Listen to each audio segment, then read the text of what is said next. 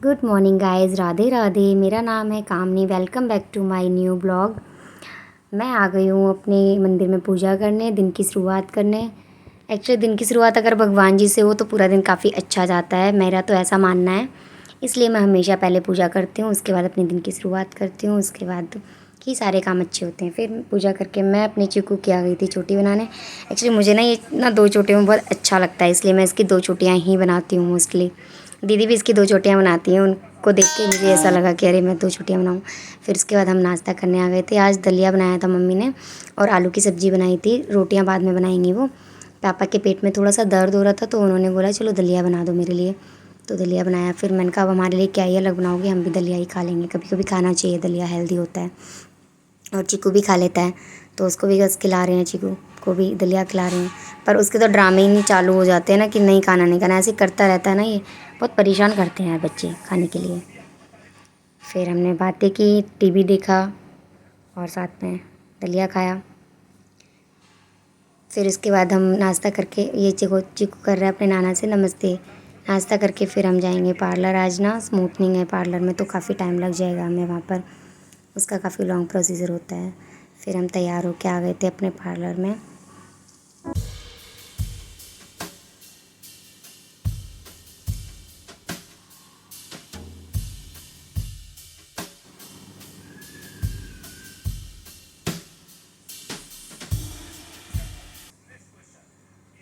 दीदी ने काम पहले ही स्टार्ट कर दिया, तो जो फ़र्स्ट वॉश होता है वो कर दिया था उन्होंने। फिर उसके बाद जो प्रोसीजर होगा वो मैं आपको दिखाऊंगी कि क्या क्या प्रोसीजर होता है स्मूथनिंग में एंड क्या बेनिफिट होते हैं, वो सब मैं आपको बताऊंगी। तो फ़र्स्ट वॉश करने के बाद हल्का सा ड्रायर करते हैं ताकि वो हल्का सा वेट हो जाए।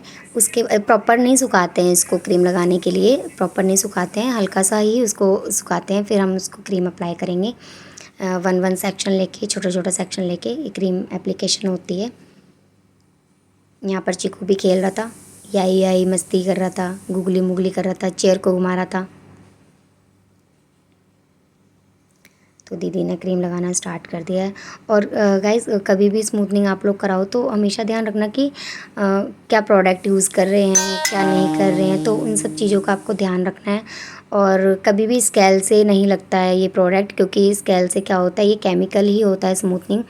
तो केमिकल अगर स्केल से लगेगा तो हेयर फॉलिंग हो जाएगी। तो हमेशा 1 इंच छोड़ के ही उसमें अप्लाई करवानी होती है क्रीम। तो उस चीज़ का बहुत अच्छे से आप लोगों को ध्यान रखना है। तो जब भी आप लोग करवाओ तो हमेशा पूछना कि क्या प्रोसीजर है, कौन सी क्रीम अप्लाई हो रही है, इसके बाद क्या होगा। उससे क्या होता है, हमें नॉलेज रहती है कि हम क्या करवा रहे हैं। क्योंकि करने वाला तो कर देता है, ठीक है, फिर हमें प्रॉब्लम होती है। तो हमें सब कुछ पता होना चाहिए कि क्या लग रहा है हमारे स्कैल्प पे, क्या नहीं लग रहा है। तो ये होती है फर्स्ट क्रीम। इससे क्या होता है, वॉन ब्रेक होता है, जिससे हमारे हेयर स्ट्रेट हो जाएगा। तो इस क्रीम का कोई पर्टिकुलर टाइम नहीं होता है। इसमें जो वर्ज़न हेयर होते हैं उसमें तो 45 मिनट लेके चलते हैं। मैक्सिमम टाइम 45 मिनट लेके चलते हैं, बट डिपेंड करता है कि हेयर कितना स्ट्रॉन्ग है, कितना थिन है, कितना वो है। तो उस हिसाब से हम मैक्सिमम टाइम 45 मिनट लेके चलते हैं। बट जो वर्ज़न हेयर होते हैं उसमें 25 मिनट भी लग जाते हैं, 30 मिनट भी लग जाते हैं। बट जो केमिकल हेयर होते हैं या फिर हमने पहले से ही स्मूथनिंग कराई हुई होती है तो उसमें हमारा हद मार के 15 मिनट के अंदर हमारा वॉन ब्रेक हो जाता है। तो क्रीम अप्लाई करने के बाद हमें हर 5 मिनट में चेक करना होता है। बाल को खींच के, जैसे वो एक बाल पकड़ा और उसको अच्छे से खींच के देखा कि वो रबड़ की तरह खींच रहा है या नहीं खींच रहा है। तो इस तरीके से हमें वॉन चेक करना होता है। तो जितनी भी देर में वो हो जाता है उसके बाद हमें वॉश करना होता है। वर्ज़न हेयर में मैक्सिमम 55 मिनट लेके चलते हैं और जो केमिकल हेयर होते हैं उसमें हमें 10 to 15 मिनट ही लगते हैं। उसके बाद हमें ये वॉश करना होता है। तो दीदी ने 1 बाय 1 करके पूरा अच्छे से अप्लाई कर दिया। फिर हम इसको छोड़ेंगे 10 मिनट। उसके बाद हम दोबारा से चेक करेंगे कि वॉन ब्रेक हुआ है या नहीं हुआ है, फिर मैं आपको बताऊँगी।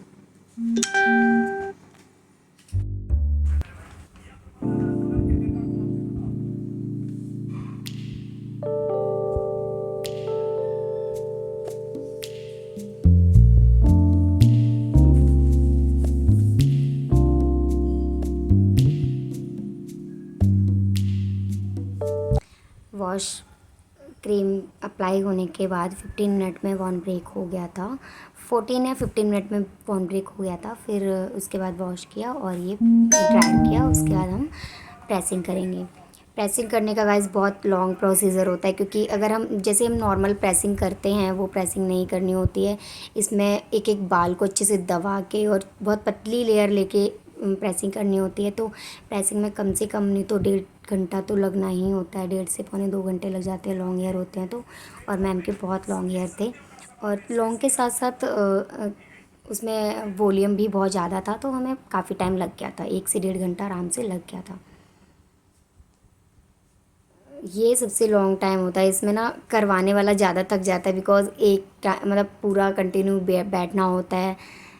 तो ये चीज़ बहुत, करने वाला तो फिर भी टाइम पास कर लेता है कि चलो हम कुछ काम कर रहे हैं, बट जो करवाता है ना उसको बहुत ज़्यादा प्रॉब्लम हो जाती है।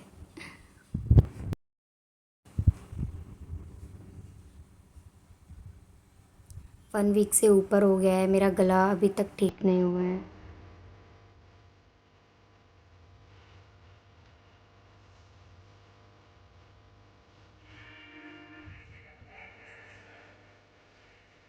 और दीदी जब सर्दी कर रहे थे बीच बीच में।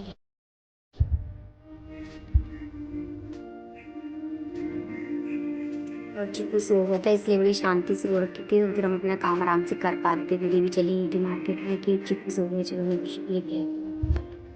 तो चली गई थी चिकू, सो रहा था सोफे पे, हम अपना काम कर रहे थे।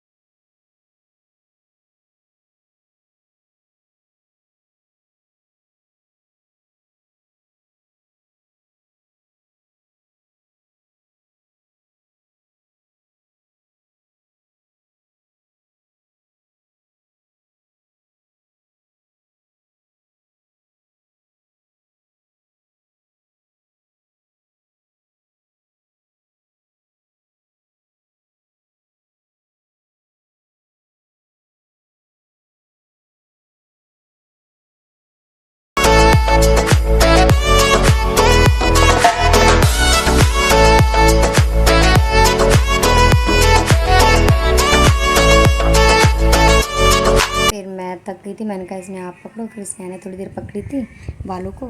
फिर ये गाइस ये होता है न्यूट्रीलाइज़र। इससे क्या होता है, ये फ़िक्स होता है, इसको फ़िक्स करना होता है। जो भी हमने अपना प्रोसीजर किया है, क्रीम लगाई है, वॉन ब्रेक किया है, प्रेसिंग की है, प्रेसिंग करने के तुरंत बाद ही ये अप्लाई करना होता है, बिकॉज़ हेयर हल्के से गर्म होने चाहिए।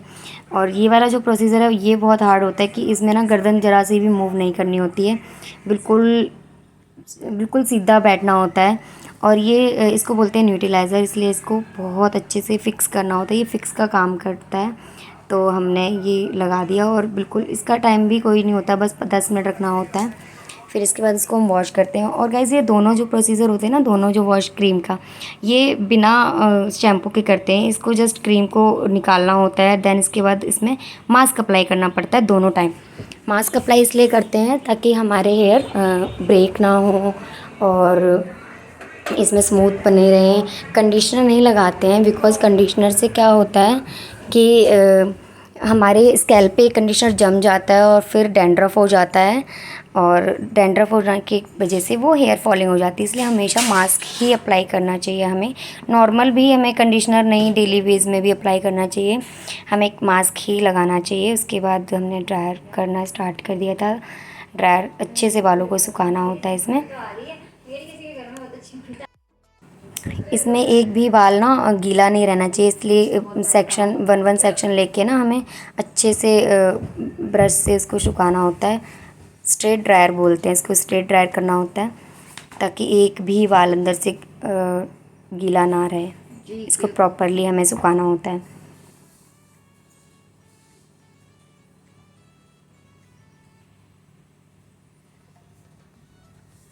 और जो भी हमने ये केमिकल लगाया ना, इसको 1-2 डे रखना पड़ता है।